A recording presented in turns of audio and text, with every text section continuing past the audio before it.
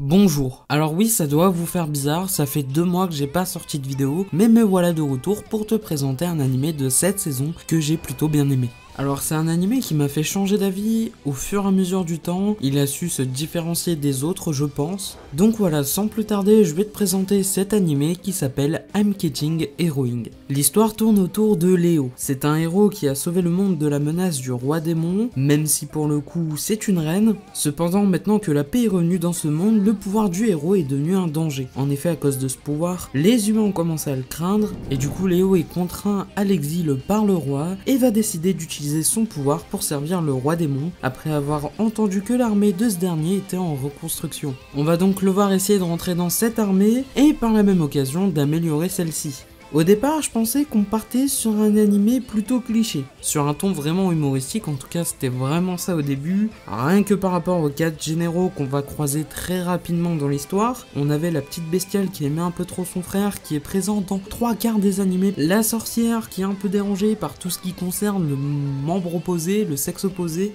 bref, du cliché mais qui était quand même bien amené parce que j'ai quand même pas mal adhéré à l'humour, et je te cache pas que le début de l'animé était quand même un minimum plaisant parce que je passais du bon temps, c'était vraiment très chill. Mais c'est pas tout, c'est que malgré leurs clichés, on va se rendre compte que ces 4 personnages qu'on a rencontrés, ce sont des personnes normales, ordinaires, car ils ont aussi des soucis, des problèmes, et on va en apprendre un peu plus sur ces personnages. Notamment, je pense, sur les responsabilités qui leur incombent, je pense ne pas se sentir bien dans son rôle, ne pas savoir comment l'accomplir, ne pas avoir le temps de l'accomplir, bref, tout ça pour dire que ces personnages ont quand même du cliché, mais ils ont quand même leurs problèmes personnels, et vu que c'est un rapport avec le royaume, car ça prend pas 5 minutes à reconstruire une armée, on va voir que ces personnages là ont quand même des soucis et c'est très intéressant. On va leur trouver un côté humain que j'ai plutôt bien adhéré.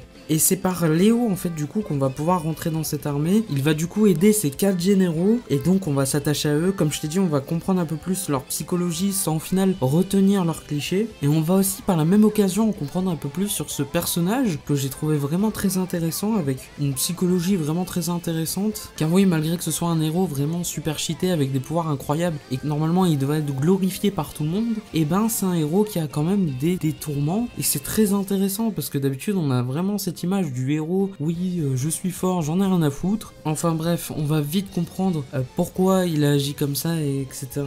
Concernant le personnage de Ekidona, c'est un peu mon personnage que je trouve un peu dommage. C'est-à-dire que c'est un personnage que j'espère qu'il sera développé un peu plus tard. J'ai vu que la série continuait après l'épisode 13 et j'espère que ça continuera comme ça. Parce qu'au final, je reste sur ma faim sur son développement. Même si on a eu le droit à quelques scènes vraiment émotives, je trouve que ça s'arrête là et que malheureusement on n'a pas vraiment eu de développement sur ce personnage qui en mérite un peu plus. Et enfin, j'aimerais dire que l'épisode 9 à 12 était réellement une réelle surprise. Je trouve que c'est un dénouement vraiment rebondissant où je vais essayer de rester sans spoil. Comme je te disais au départ, on partait d'un animé plutôt comique, mais de fil en aiguille, on va comprendre que chaque action était préméditée pour une simple et bonne raison. Et c'est ça qui va réellement donner un côté très sérieux à l'animé, et très triste, car personnellement cette fin m'a énormément affecté, même si l'épisode 12 vient nuancer cette fin que je ne qualifierais pas de mauvaise non plus, mais voilà, c'était pas ma tasse de thé. Je laisse à l'animé la chance de se justifier de ce choix, donc j'attendrai les prochains épisodes. Actuellement on est à l'épisode 13, c'est un peu genre un truc où on revient sur la comédie. En tout cas j'espère que ça va quand même un peu évoluer, parce qu'on est passé quand même d'un truc sérieux à un truc comique. J'espère que ça continuera sur cette pente et qu'on aura encore un truc un peu plus sérieux par la suite. En tout cas voilà, j'attends vraiment de voir ce que ça va donner au final. Dans sa globalité, l'animé a été plaisant à regarder, ce n'est pas une masterclass, mais c'est un animé qui mérite tout de même, à mes yeux, un petit peu de visionnage et un petit peu de visibilité. Même si je tiens à préciser quand même que l'épisode 9 était vraiment de haut vol, que ce soit dans le fond ou bien dans la forme. On a eu vraiment un épisode de qualité. Franchement, c'était un épisode incroyable, donc voilà, c'était vraiment un très bon épisode. En tout cas voilà, l'animé est disponible sur ADN, je te conseille tout simplement à aller le voir. C'était Goten, on se dit à la prochaine pour une nouvelle vidéo. Je tiens encore une fois à m'excuser de mon absence, je fais du mieux que je peux et j'espère être de retour très prochainement pour vous faire des vidéos quotidiennement. C'était Goten, ciao ciao.